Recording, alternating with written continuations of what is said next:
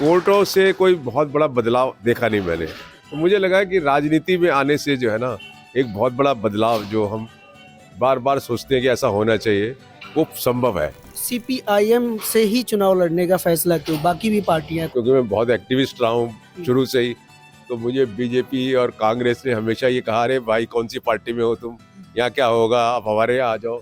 मैंने कहा भाई बात ये है कि मैं तुमसे 10 मिनट बैठ के बात नहीं कर सकता, आइडियोलॉजिकल प्रॉब्लम है। आपके पार्टी का तो कैडर दिल्ली में, मतलब दिल्ली क्या पूरे देश में आप लोग सिकुड़ते जा रहे हैं एक तरह से। जब आप एक अच्छे व्यक्ति को लाके इलेक्शन लड़ेंगे, चीजों को रेस करेंगे, तो चीजें बदलेंगी ना। ऐसा थोड़ी है सिंगुड़ गए इसलिए। आम आदमी पार्टी के जो स्कूल और हेल्थ का मॉडल है वो कितना ठीक है? नहीं, देखिए, आम आदमी पार्टी को एक क्रेडिट तो ये जाता है कि उन्होंने शिक्षा की बात करी, लेकिन एक्चुअल में उन्होंने अपना एडवर्टाइजमेंट ज्यादा किया और शिक्षा के अंदर डेवलपमेंट नहीं किया। अभी आप 2100 रुपए देने की बात कर रहे हैं और जो फिगर्स दिख रही हैं उससे तो दिल्ली का बजट बैठ जाएगा। तो आप कह रहे हैं कि मेरा बैलेट नंबर 1 है और मैं कैंडिडेट भी नंबर 1 हूँ। अगर आप सारे कैंडिडेट्स को करावल नगर के खड़ा कर दोगे तो उसमें सबसे बढ़िया मैं कैंडिडेट हूँ हर एंगल से। हमने फंड रेज का अपील किया था, हाँ। पब्लिक फंडिंग का। पब्लिक से फंडिंग की क्यों जरूरत पड़ गई? हमारी पार्टी के पास तो ऐसा पैसा होता नहीं है ना, नंबर 2 का तो कोई पैसा ही नहीं होता, और ये सारी पार्टियां नंबर 2 पे चलती हैं। कि अगर मैं एमएलए बन जाता हूँ तो आप देखना कि किस तरीके से जो है मजदूरों को लामबंद करके, मैं सिर्फ करावल नगर में नहीं, सिर्फ दिल्ली में नहीं, मैं पूरे देश में एक एग्जाम्पल क्रिएट करके दिखाऊंगा। दिल्ली चुनाव के लिए प्रचार जोरों पर है और तमाम तरह के कैंडिडेट अलग अलग बैकग्राउंड के, अलग अलग पार्टियों से इस चुनाव में अपनी किस्मत आजमा रहे हैं। लेकिन न्यूज़ लॉन्ड्री के इस इंटरव्यू में हम एक खास कैंडिडेट से आपको मिलवाने वाले हैं, जो कि अशोक अग्रवाल जी हैं। और अशोक अग्रवाल जी के बारे में बताने को तो बहुत कुछ है, लेकिन मैं मोटे तौर पर 2-3 बातें बता सकता हूँ कि आज जो आप दिल्ली या देश के अलग स्कूलों में जो ईडब्ल्यूएस कोटा देखते हैं, जिसके तहत गरीब बच्चों को चाहे स्कूल कितना भी बड़ा हो एडमिशन दिया जाता है, उसकी कानूनी लड़ाई अशोक अग्रवाल जी ने लड़ी। इसके अलावा जो हॉस्पिटल्स में जो ईडब्ल्यूएस सीटें हैं, चाहे वो 5 स्टार हॉस्पिटल्स हो या छोटे मोटे हॉस्पिटल्स हो, जितने भी प्राइवेट हॉस्पिटल्स हो, वहाँ जो ईडब्ल्यूएस के तहत गरीब लोगों का इलाज होता है मुफ्त में, जो वहाँ पर फैसिलिटी होती है, उसके पीछे भी जो लीगल बैटल था वो भी अशोक अग्रवाल जी ने भी लड़ा। इसके अलावा वर्कर्स की राइट्स को लेकर, और चाहे वो संविदा कर्मियों के इक्वल पे और इक्वल वर्क के लिए हो काम हो, बहुत सारे काम है इन्होंने। तो मिला जुला कर बिना किसी राजनीतिक पोस्ट पर रहे, बिना सांसद और मंत्री रहे, इन्होंने दिल्ली के लिए काफ़ी कुछ किया है। और एक बार अब आप जा रहे हैं दिल्ली के जनता के बीच, करावल नगर से आप चुनाव लड़ रहे हैं, जहां दूसरी तरफ भारतीय जनता पार्टी के कैंडिडेट कपिल मिश्रा हैं, आम आदमी पार्टी के भी कैंडिडेट हैं। तो सबसे पहला सवाल यही रहेगा कि आपने ये चुनाव लड़ने का फैसला क्यों लिया, और अगर लिया तो फिर करावल नगर को क्यों चुना? देखिए, इसमें मैंने इसलिए लिया कि मैंने ये महसूस किया 50-52 साल की वकालत के अंदर कि अदालतें उससे भी बहुत काम होता है, लेकिन अदालतें अल्टीमेटली एक लिमिटेशन है उनकी, बहुत सारी चीज़ें उनकी हदों से बाहर हैं। तो अगर कोई बहुत बड़ा बदलाव, और कोर्टों से कोई बहुत बड़ा बदलाव देखा नहीं मैंने, तो मुझे लगा कि राजनीति में आने से जो है ना, एक बहुत बड़ा बदलाव जो हम बार बार सोचते हैं कि ऐसा होना चाहिए, वो संभव है। तो इसलिए लाए, और हमारी कम्युनिस्ट पार्टी मार्क्सवाद ने हमको चुना तो हमको लगा कि ठीक है। और करावल नगर चुना तो हमें लगा कि पिछले कुछ सालों से तो हम खासकर फोकस या कर रहे थे स्कूलों के ऊपर, खासकर जो बच्चों को 2-2 घंटे की पढ़ाई होती थी, अल्टरनेट डेज बुलाया जाता था, बैठने की जगह नहीं थी, बेंच टूटे हुए थे, पढ़ाई हो नहीं रही थी, तो बहुत ज़्यादा जो समस्याएं थी यहाँ पर, बच्चों को किताबें भी नहीं मिल रही थी हैं, जो उनको वो स्कीम के अंदर आरटी के अंदर कुछ पैसा मिलना चाहिए, वो स्कॉलरशिप वगैरह नहीं मिल रही थी। सारे मुद्दे ऐसे थे जो हमने कोर्ट में उठाए, और एक 4-5 साल की लड़ाई के बाद बहुत चीज़ें जो है ना यहाँ बदली। तो हमें लगा कि यहाँ एक कुछ बदलाव लाया जा सकता करावल है। नगर में आपने काफ़ी काम किया। हाँ, मतलब ये जो नॉर्थ ईस्ट वाला जो एरिया है, इसमें बहुत पिछले काफ़ी मतलब अच्छा बैटल हम लोगों ने किया है और अचीवमेंट भी किए हैं। तो सीपीआईएम से ही चुनाव लड़ने का फैसला क्यों? बाकी भी पार्टियां, कांग्रेस है, आप है, भाजपा है। देखिए, ये तो मेरी पूरी लाइफ में ना एक आइडियोलॉजिकल प्रॉब्लम रही है। मुझे, क्योंकि मैं बहुत एक्टिविस्ट रहा हूँ शुरू से ही, तो मुझे बीजेपी और कांग्रेस ने हमेशा ये कहा, अरे भाई कौन सी पार्टी में हो तुम, यहाँ क्या होगा, आप हमारे यहाँ आ जाओ। मैंने कहा भाई बात ये है कि मैं तुमसे 10 मिनट बैठ के बात नहीं कर सकता, आइडियोलॉजिकल प्रॉब्लम है। तो आइडियोलॉजी एक ऐसी इंपॉर्टेंट चीज़ है लाइफ के अंदर जिसने मुझे हमेशा कम्युनिस्ट पार्टी के साथ जोड़ के पर रखा। एक बार तो आपने कॉम्प्रोमाइज किया अपने आइडियोलॉजी से, आप आम आदमी पार्टी में चले गए थे। हाँ, वो एक नई पार्टी थी और मुझको अरविंद केजरीवाल और प्रशांत भूषण ने बराबर इंसिस्ट किया, तो मुझे लगा कि शायद मेरे वहाँ जाने से मैं कुछ बहुत अच्छा काम कर सकता हूँ। लेकिन मेरे 14 महीने में मैंने यही देखा कि वो दुकानदार से ज़्यादा कुछ है नहीं और यहाँ मेरा कोई रोल खास प्ले सिर्फ 14 महीने थे आप? सिर्फ 14 महीने रहा और मैं सबसे पहला नेशनल एग्जीक्यूटिव मेंबर था जिसने रिजाइन दिया था। आपने उसमें से रिजाइन दे दिया, फिर से आप सीपीआईएम में आए। मैं फिर सीपीआई में वापस आ गया। तो ये जो सीट है करावल नगर की, अब यहाँ पर तो अभी शिवराज सिंह चौहान आए थे जो मध्य प्रदेश के कई बार मुख्यमंत्री रह चुके हैं, फिलहाल कृषि मंत्री हैं। तो उन्होंने ये जो दिल्ली दंगों का मुद्दा उठाया और ये नारा दिया कि बटोगे तो कटोगे।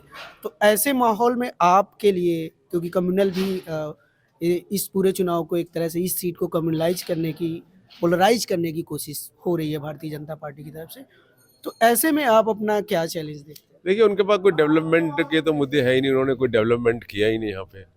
और शायद मैं तो ऐसा लगता है कि पार्टीज जब इलेक्शन लड़ती है इस तरीके की तो उनके दिमाग में ही होता है कि हमने कुछ करना नहीं है, और फिर 5 साल के बाद कोई हिंदू मुसलमान या धर्म का चक्कर चला के फिर से हम इलेक्शन ले लेंगे, पोलराइजेशन कर लेंगे। तो बट हमारे तो मुद्दे हैं ना, यहाँ पे इतनी गरीब जनता है, मैं कहता हूँ 90% से भी ज़्यादा जो है ना यहाँ पे लोग गरीब हैं। और आम तौर पे कुछ छोटी टॉफ़ी बेच रहा है, कोई पंसारी की दुकान चला रहा है, कोई अमरूद बेच रहा है, कोई कुछ कर रहा है। अधिकतर लोग लेबर क्लास है यहाँ पे। और कई तो ये देखने को मिला कि 400 रुपये भी शायद शाम तक जो है ना काम करके वो नहीं कमा पाते। आपका इतना काम है एजुकेशन पे और हेल्थ पे, आप कह रहे हैं कि चलिए आपने कहा कि बीजेपी जो है वो काम नहीं कर रही है या काम पे वोट नहीं मांग रही है। आम आदमी पार्टी जो है वो तो दावा कर रही है कि हम काम पर वोट मांग रहे हैं, और उसका जो जिस फील्ड में आपने इतना काम किया उसी फील्ड को लेकर उनका कहना है कि हमने हेल्थ सेक्टर में और एजुकेशन सेक्टर में अच्छा काम किया है, क्लासरूम्स बनाए हैं और अस्पतालों को बेटर किया है। तो क्या आपको लगता है कि आम आदमी पार्टी के जो स्कूल और हेल्थ का मॉडल है वो कितना ठीक है?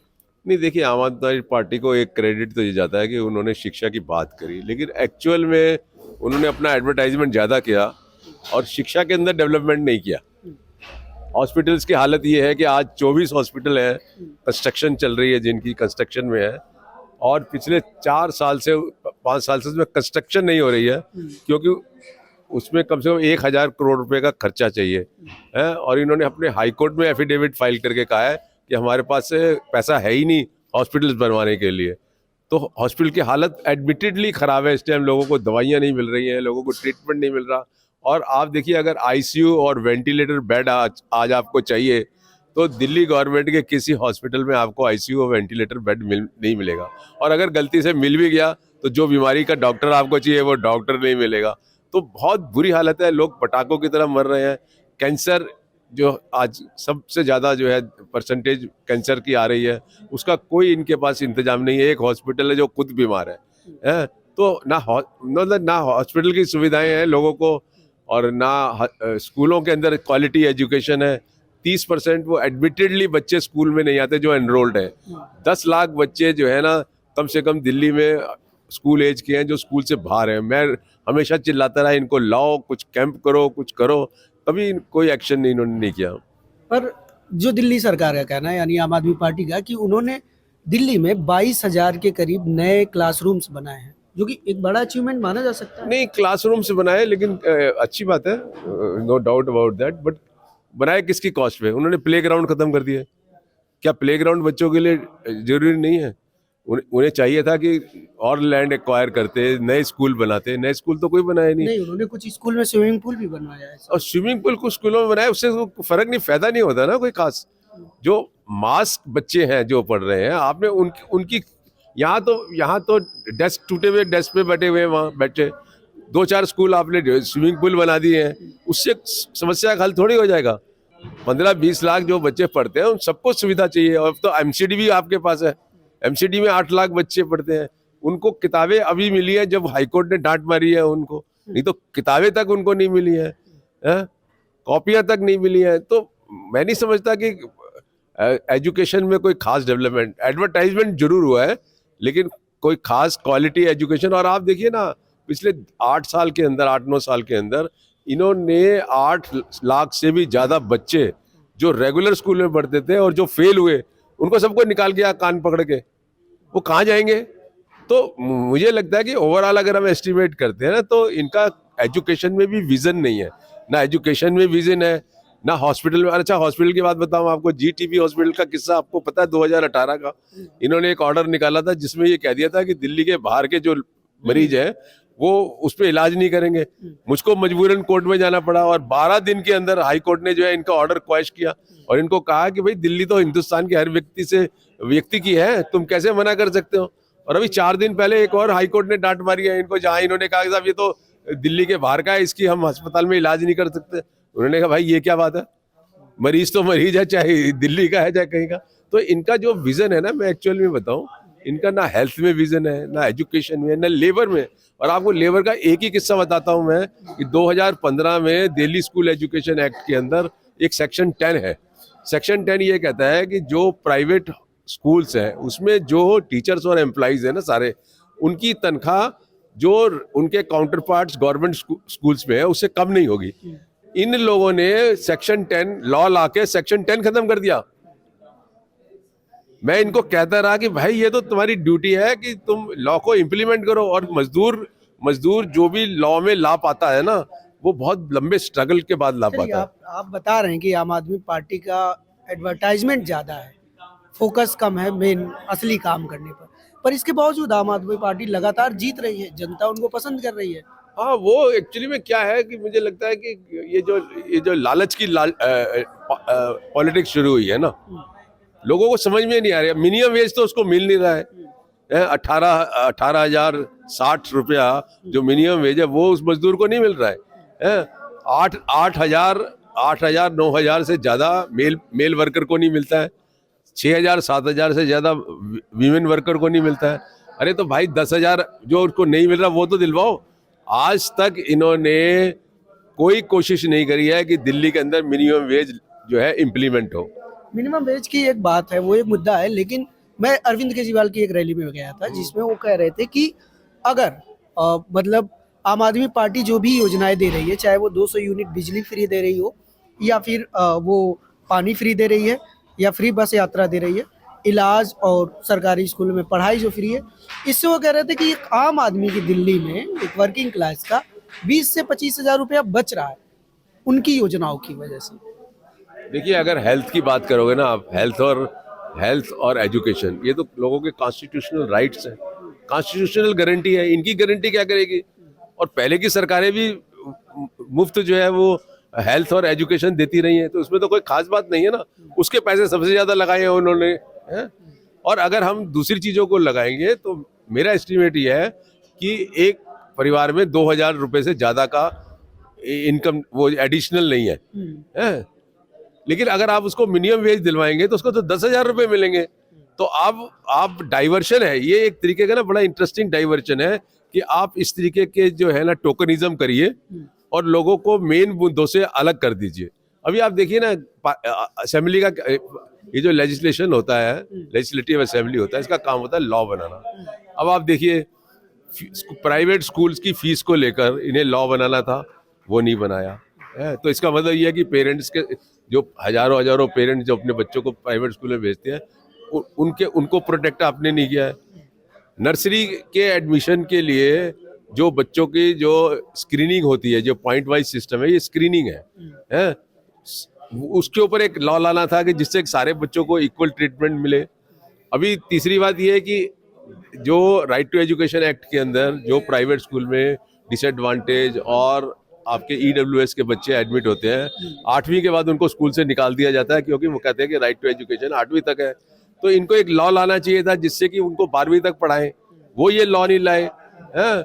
इनको एक लॉ लाना चाहिए था कि जितने भी हमारे कैजुअल जो गेस्ट टीचर्स हैं, कॉन्ट्रैक्ट पे हैं, आउटसोर्सिंग वर्कर्स हैं, उनको, और जो गवर्नमेंट के इंस्टीट्यूशंस में काम करते हैं, गवर्नमेंट के इंस्टीट्यूशंस गवर्नमेंट के लिए काम करते हैं।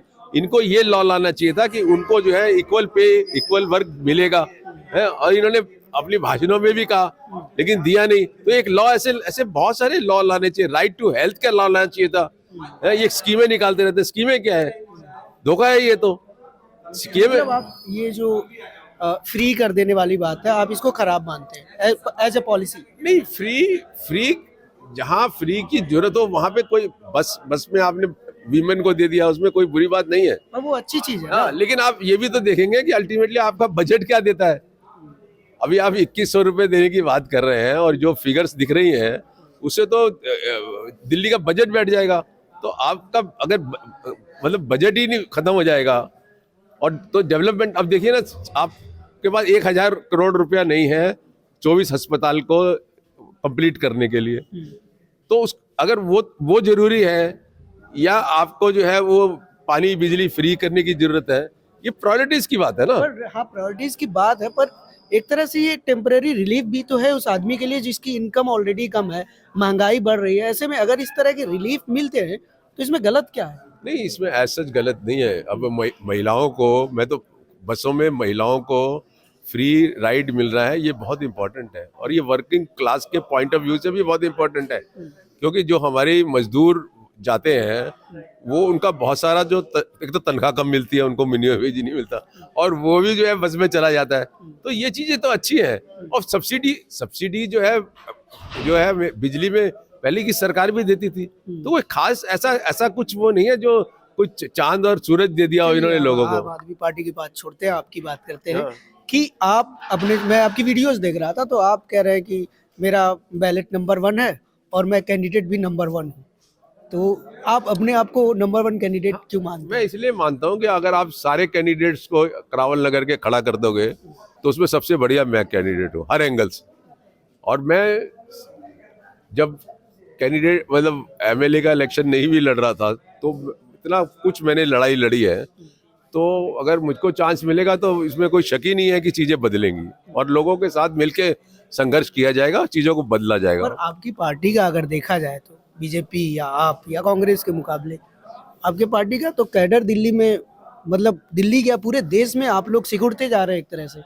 और ऐसे में एक ऐसी सीट से आप चुनाव लड़ रहे हैं जहाँ से ऑलरेडी बीजेपी यहाँ से पिछला चुनाव जीती थी, उसके पहले जीते थे आम आदमी पार्टी से, पर बीजेपी का यहाँ अच्छा खासा गढ़ है।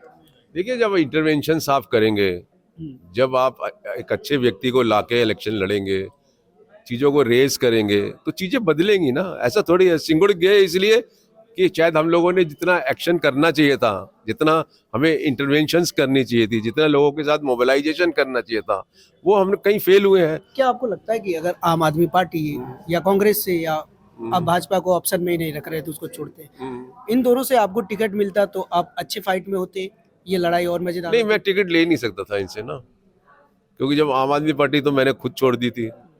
बीजेपी के साथ कोई तालमेल का मतलब ही नहीं है, आइडियोलॉजिकल प्रॉब्लम है।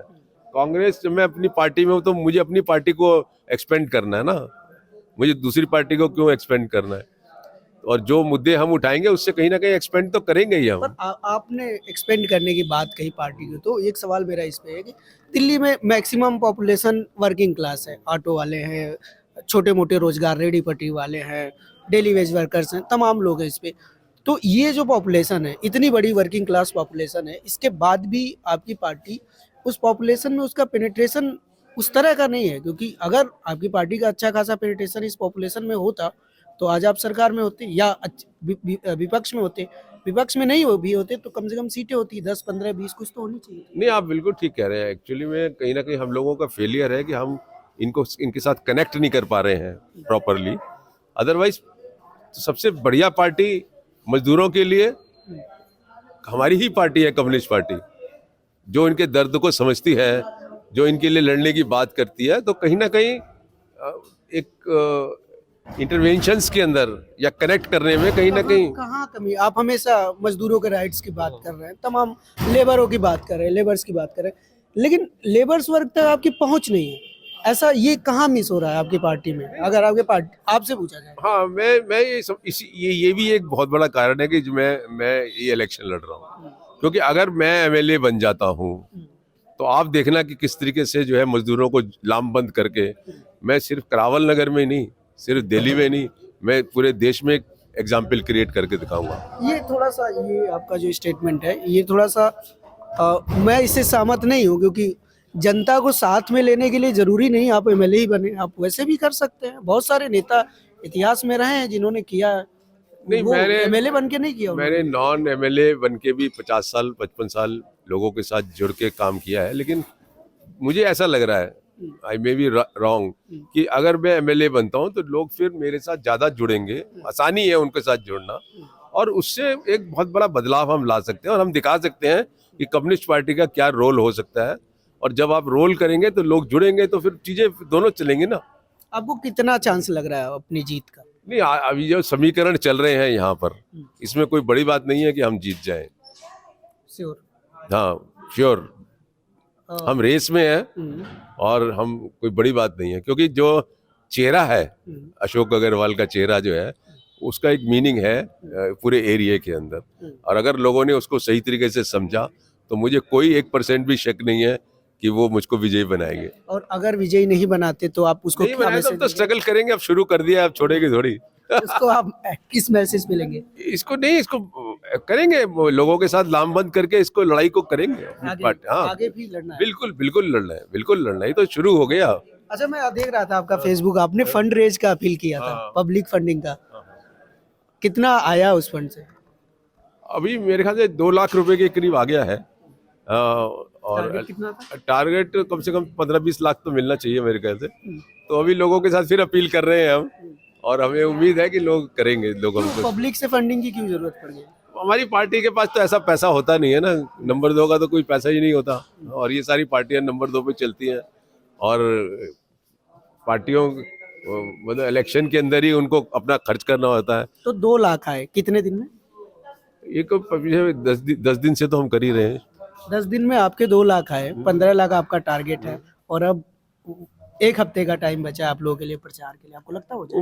उम्मीद तो कर ही सकते हैं, उम्मीद कर सकते हैं। लोगों का वैसे तो हमसे बहुत मोहब्बत है, लेकिन अब वो मोहब्बत उसमें मेटेरियलाइज होती हुई नजर आए तो अच्छी बात है ना। लोगों को ऐसा तो नहीं है, लोग बहुत मतलब पूरे देश में लोग मुझको चाहते नहीं, हैं। आपके काम को कोई डिनाई नहीं कर सकता, पर ये चुनावी राजनीति थोड़ी अलग होती है, इसलिए ये सारे सवाल थे। बहुत सारी प्रॉब्लम्स है इसमें, लेकिन वी विल गेट आउट, कोई बात नहीं है। अच्छा, वो जो आपके बारे में ये है कि आप देश के किसी भी स्कूल में जा सकते हैं, चले भी जाते हैं, अपनी टीम के साथ भी चले जाते हैं, तो अभी भी आप वो करते हैं? हाँ बिल्कुल, रेगुलर है वो हमारा, क्योंकि अभी इलेक्शन के दिनों में तो मैं नहीं जा रहा हूँ, क्योंकि पॉलिटिकल शक्ल है मेरी, तो लेकिन इसके बाद फिर जाएंगे, जाने से इसके बाद एक शकल बदल भी जाएगी कि आप एक फिर और भी हिम्मत हो जाएगी, और भी हम ज्यादा तेजी से जा सकते हैं, वो भी एक बात है। हुकूमत में रहकर तो फिर हम हुकूमत को भी घुमाएंगे, और शायद मेरे जैसा व्यक्ति अगर आता है तो बहुत सारी बातें तो मेरे आने से भी बदल सकती है। क्या यहाँ पर कास्ट और रिलीजन यहाँ फैक्टर है आपके कॉन्स्टिट्यूएंसी? नहीं है, क्यों नहीं है, बिल्कुल है, वो तो है। तो आप उस फैक्टर को कैसे अपने तरफ लेकिन ला रहे हम हैं? लोगों अपील कर रहे हैं, लोगों में ऐसा नहीं है, लोगों में समझ भी है, ऐसा नहीं है हम कह सकते कि लोग हमेशा धर्म से ही स्वेड होते हैं, ऐसा भी नहीं है, क्योंकि हिंदुस्तान के अगर इलेक्शंस का पूरा इतिहास देखोगे आप, तो समय समय पे चीजें, तो इसलिए कोई बड़ी बात नहीं है, समझ की बात है। अब लोग अगर धर्म को लेके और कहें कि नहीं हमें तो हिंदुत्व वाला लाइन चाहिए, हम प्रो मोदी हैं, मोदी को देंगे, तो वो तो अलग बात है। लेकिन अगर वो सही में ये समझते हैं कि देश में डेवलपमेंट इन चीज़ों से नहीं होना, जिन चीज़ों पे डेवलपमेंट होना है, जिन अधिकारों के लेके लड़ाई करने की जरूरत है, जिससे आपकी सेल्फ रिस्पेक्ट बन सके, उन लड़ाइयों को करना है, तो एक चीज बदल सकती है। लोगों में समझ तो दोनों बातें होती हैं, लेकिन वो किधर। और कास्ट फैक्टर है? कास्ट फैक्टर होता है, लेकिन जब कोई बड़ा मुद्दा कास्ट तो फैक्टर है इलेक्शन हाँ। में, इस कॉन्स्टिट्यूएंसी में आपको लगता है? नहीं, कास्ट तो हमारे देश में है ही, कास्ट क्लास नहीं बन पाए, कास्ट तो है ही। तो क्या इसीलिए आपकी पार्टी फेल हो गई कि कास्ट और क्लास में डिफरेंशिएट नहीं कर पाए आप लोग? फेस नहीं हो गई, स्ट्रगल्स करती है, कई बार आदमी को पुश बैक होता है, फिर आगे बढ़ता है, ऐसे चलता है। ये कोई फेलियर भी सक्सेसेस होती है, ऐसा नहीं है। अब मैं कभी फेल को फेल ही नहीं समझता।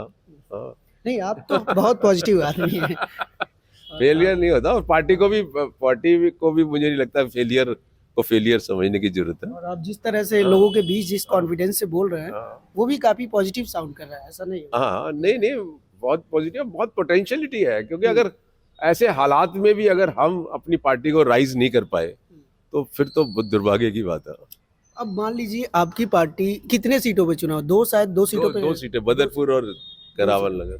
70 में से सिर्फ 2 पे लड़ रहे हैं आप लोग, 2 जीत भी जाते हैं तो कितना इससे चेंज बना पाएंगे? मैं समझता हूँ दो जीत जाते हैं या ये एक भी हम जीत जाते हैं ना, तो इसका इम्पैक्ट जाएगा, कोई रोक ही नहीं सकता इस इम्पैक्ट को। जिधर हम चलेंगे उधर पूरी जनता की फौज चलेगी और पूरा जो हमारे दिमाग में लड़ाइयाँ हैं ना उनको शक्ल देंगे। चलिए मान लेते हैं कि आप जीत गए, फिर क्या प्लान है? जीत गए तो फिर हम पूरा जो है ना क्रांतिकारी काम करेंगे पूरे दिल्ली के अंदर, पूरा विकल्प देंगे, बिल्कुल देंगे। आने वाले वक्त के अंदर बहुत कुछ बदलेगा, पूरा फुल है, हम तैयार, तैयारी है। हाँ पूरी तैयारी है, पूरी पूरी आइडियोलॉजिकल और पूरा दिमाग में प्लान है किस तरीके से लड़ना है। और जब बगैर एमएलए बने हम बहुत सारी चीजें लड़ सकते थे, मुझे लगता है एमएलए बनने के बाद जो बहुत सारी चीजें एमएलए के द्वारा ही बन सकती हैं। तो आपको भरोसा है कि आपने दिल्ली के लिए इतना कुछ किया है तो दिल्ली भी आपके लिए कुछ करेगी? हाँ मुझे पूरा भरोसा है और लोगों को इस बात का महसूस करना चाहिए। और मुझे लगता है कि उनके लिए भी गोल्डन अपॉर्चुनिटी है, गोल्डन अपॉर्चुनिटी है कि एक अच्छा व्यक्ति उनके सामने खड़ा है, एक क्रांतिकारी व्यक्ति उनके सामने खड़ा है, और अगर वो मिस करेंगे तो वो अपने को मिस करेंगे। चलिए मेरी आपको बहुत सारी शुभकामनाएं। तो ये थे अशोक अग्रवाल जी। आप सब दर्शकों से मेरी अपील है कि आप जानते हैं कि न्यूज़ लॉन्ड्री किसी सरकार या कॉरपोरेट से विज्ञापन नहीं लेता, इसके बावजूद हम लोग लगातार इस चुनाव की कवरेज आप तक लेकर आ रहे हैं। इसलिए आप सबसे अपील है कि अगर आप चाहते हैं कि हम ये कवरेज जारी रखें तो आप न्यूज़ लॉन्ड्री के नए एनएल सेना प्रोजेक्ट दिल्ली इलेक्शन को सहयोग जरूर दें।